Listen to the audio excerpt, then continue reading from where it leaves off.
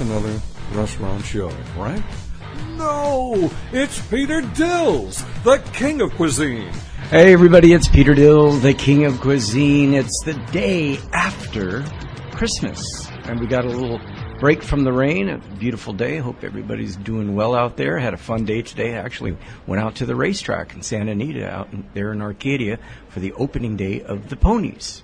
But we've got a special show tonight because we are at a restaurant, Turtle. Yes, we are at El Gaucho. We're at the Gaucho Grill on Lake Street in Pasadena, and it is brand spanking new. I'm talking about just under a month old, and they are firing on all cylinders. And we're going to be talking to the owner, Mr. Kirk Cartozian.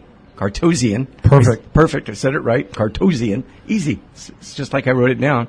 We're going to be talking about all his adventures. And he even has his own tequila, Turtle. Ooh. Yeah, maybe we'll give the tequila a little plug as well. They've been plugging me. What are you drinking there, Turtle? That's quite a visual. What are you drinking there? Now, he is the expert. I know what he's drinking. He is the expert.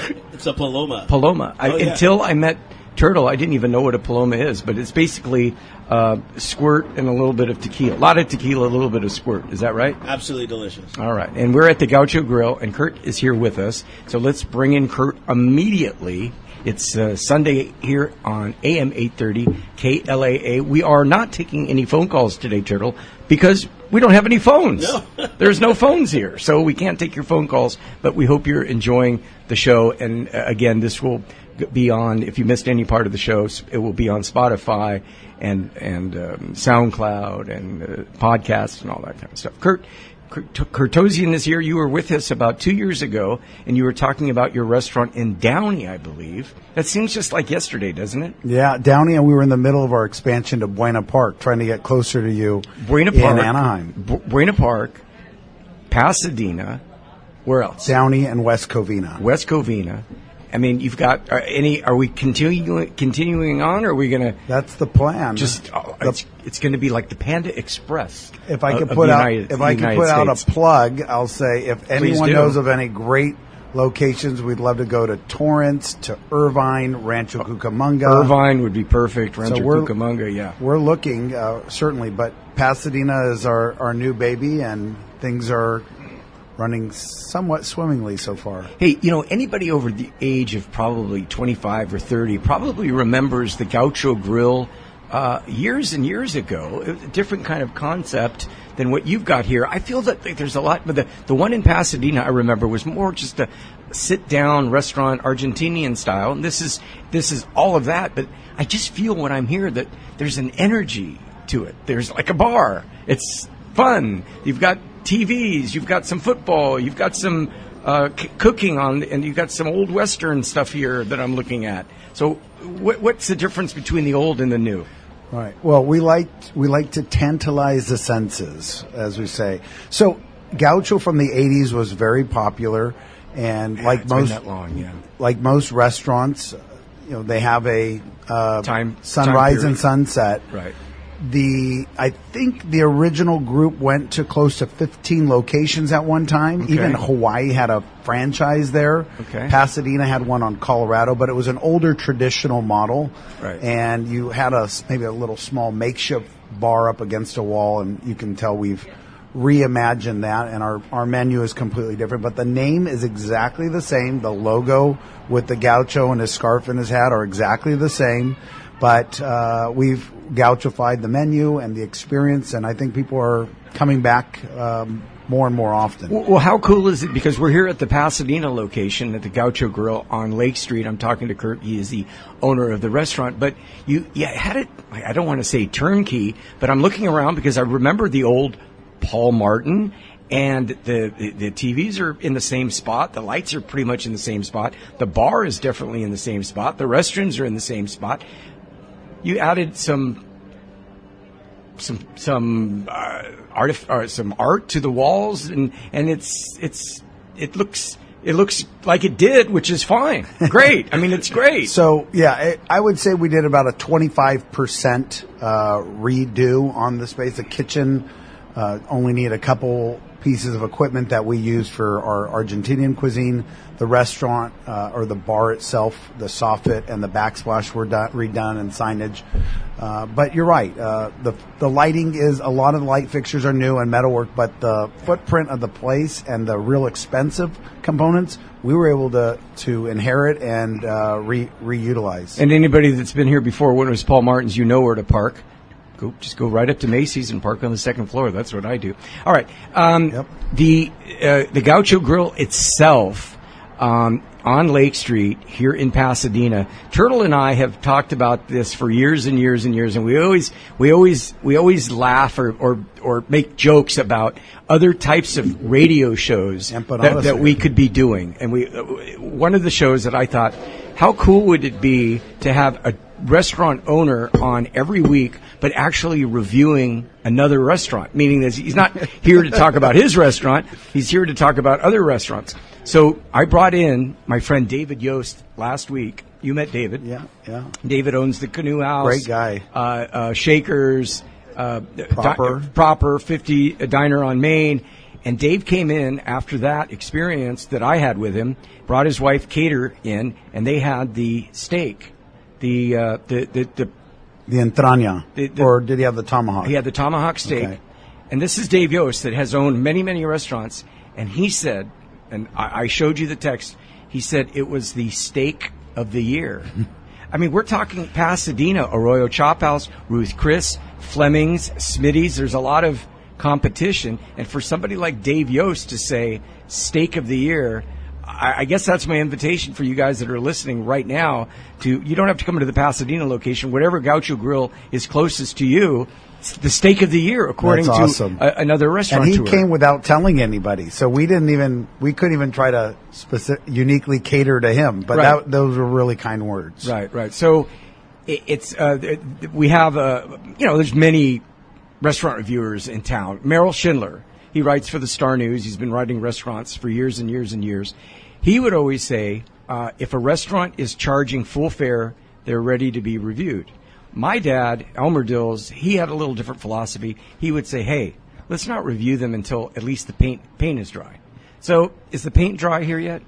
It's drying. I would still say, I still like to tell groups when they are sitting at dinner, what led you, how did you hear about Gaucho? We just opened 2 weeks ago. And when they hear that, they're even more impressed because it feels like we've been open a little bit longer, even though there are 101 things that I'm still fine-tuning with our team. Right. So things that we can still do better. Right. Yeah. Well, I think that this... Now, how does this work? When you have other locations, do you bring staff members from other stores in?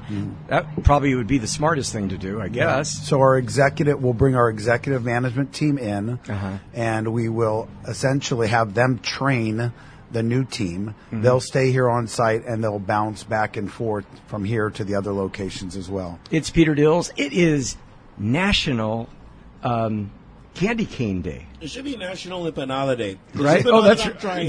What are you eating there, Turtle? Oh, man. I was going to cut it in half so you could try. I'm going to try it too. I went full empanada. But Turtle's, he's hungry. We got to feed him. Well, Turtle has never turned down a meal or a drink. I don't either. Or a ride. Yeah. I don't know. He's phenomenal. Anyway, it's Peter Dills. We're here with Kurt. He is the owner, one of the owners of the Gaucho Grill. We're at the Pasadena location. As I've mentioned a few times, there are other locations, but right now we are at the Pasadena location. It is Sunday evening. It's about 5:15 here on AM 830 KLAA. I'm sorry we're not taking any phone calls, but if you need to get a hold of us, you can go to our website, diningwithdills.com. This portion of our show is brought to you by Beluga Vodka, Turtle. Beluga Vodka. Real Russian vodka, but at American prices. The way the Ruskies would want it. Hey, that's even better. The way the Ruskies would want it. This portion of the show is brought to you by Beluga Vodka, available at your local Vons, Albertsons, and Pavilions. Support the show. Go out and get yourself a bottle of Beluga Vodka. How much time do we have left, Turtle? Oh, we got about 3 more minutes. All right, so we're continuing on our conversation with Kurt. He is the owner of the Gaucho Grill here in Pasadena. Let's eat.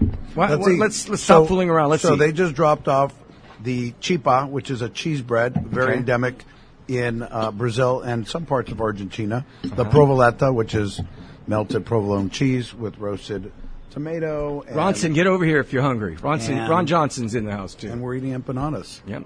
That empanada, I don't know what's in it. It must be love, but it was really good. You had the beef one, so we're a steakhouse, so we're going to have the best steak trimmings, right? That's so good. Yeah, most steakhouses have great hamburgers. Yeah, if of they course. don't even go there for the steak, right? Right. But That's a good point. I haven't thought of that. That's a good point.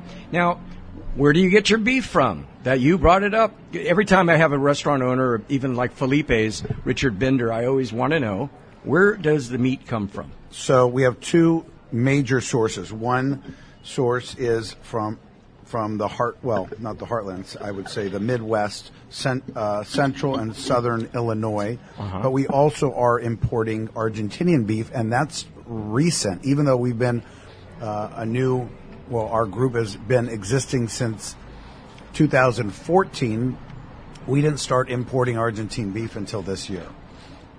By the way, I have to ask, because of the supply shortages and the importing shortages, are you getting it on time? What's been going on with the logistics of that? It seems a lot going on with everything these days. So we work with a importer who is our direct wholesaler, and to this point we've been successful in timing, but again, it's probably 20% of our steak and the 80% is the bulk of what we're Okay, would using. Argentinian wine be grass-fed, corn-fed? Is there a difference between what I'd get here in the Midwest, as you mentioned, or in Argentina? The beef? The beef itself, yeah. How are they feeding the cows? Mainly grass-fed in Illinois. Okay. And I'll be honest with you, I don't know the specifics in Argentina. Before World War II, all cattle was actually grass-fed. I mean, just whatever they can find. It just hasn't. It's in the last 30 or 40 years, the cattle people just figured out, hey, we got to fatten up these cows. No, seriously. What better to feed a cow than corn? Right. So fatten them up. So some of the cuts are as well corn-fed. Most of them are still grass here that we are working with, and we also have a Wagyu line as well, an American Wagyu. So it's W4, W2, whatever it is. All right, I got music in my ears. That means we got to take a break. Don't touch that AM 830 radio dial, because when we come back, I guess we're going to open a bottle of Malbec right here. And we can do that because we're at a restaurant. We're not in the station anymore. Thanks for listening. It's Peter Dills, AM 830 KLAA. We're going to be right back after these quick commercials.